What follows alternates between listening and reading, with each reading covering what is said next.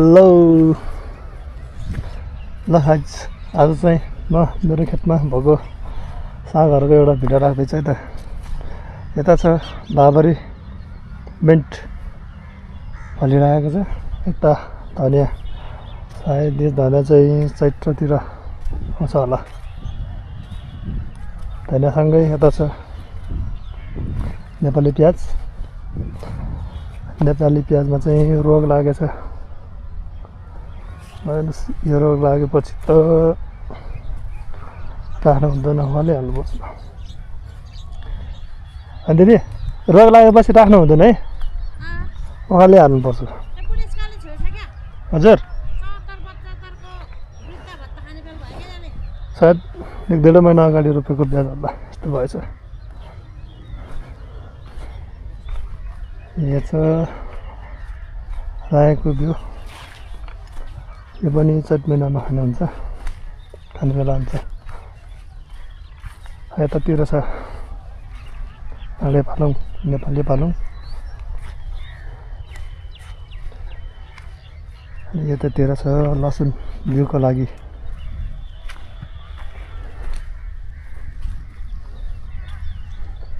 यो चाहिँ काँडे पालङ, यो चाहिँ 2-4 दिनमा बेला हुन्छ।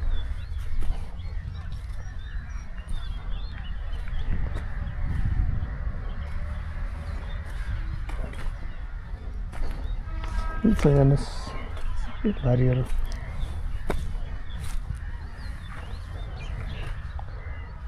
यो चाहिँ मटरकोसा चाहिँ फलेर थाम्नै सकेन, सबै लडेछ।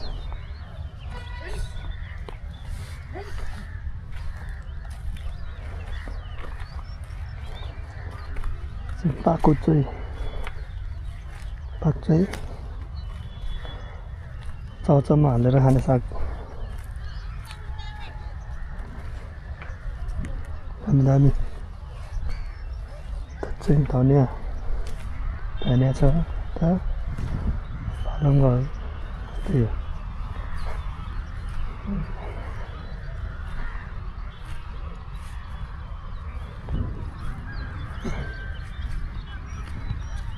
यो चाहिँ मार्फा भयो।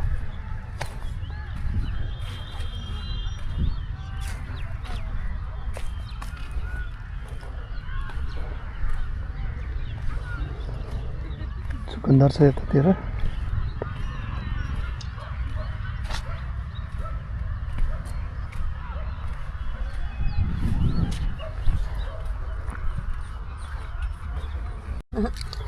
लाउनु आफ्नै बारीमा फलेको खानुपर्छ क्या। आफ्नै बारीमा फलेको बेथुक साग मटरकोसा किन बारीमा फलेको नि नखाने हो?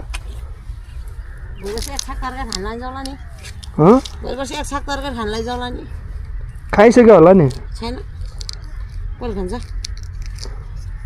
खानु न भएको बेलामा। भोलि पर्सि फल्छ कि फल्दैन क्या त? गरे खाने भाँडालाई भित्र राखिदिनु पर्यो। होइन त दिदी, पानी पर्ला जस्तो छ है आज। पानी पर्ला जस्तो छ। आउनु बाहिर। सक्यो कि सकेन हौ?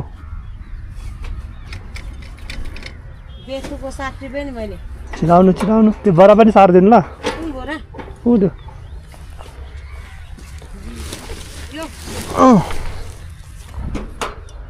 ल्याउनु पर्यो, ट्र्याक्टरलाई भित्र थन्काइदिनु पर्यो।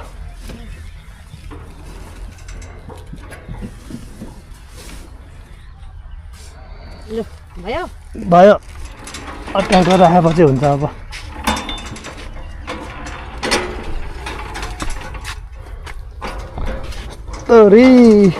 कस्तरी रे दिदी, यस्तरी होइन टिङ्गवाला छ। नेपाली प्याज होइन, बरामा हालेर घर लाने है, अनि भोलि बेच्ने।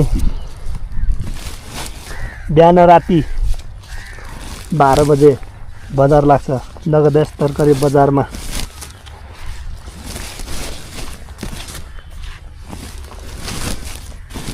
यसरी भर्रामा हाल्ने घर लाने छमछम पखाल्ने मेलम्चीको पानीमा अनि भोलिपल्ट छमछम बेच्नुपर्छ बेचेपछि पैसा खन्दै आउँछ अघि होइन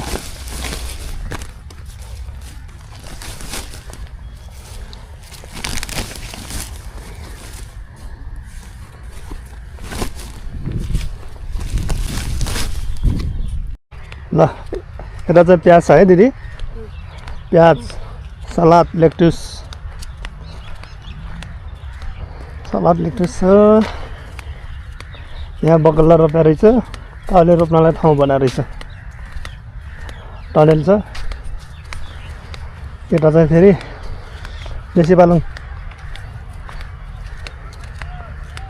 यो प्याज चाहिँ प्याजको बिउको लागि होइन दिदी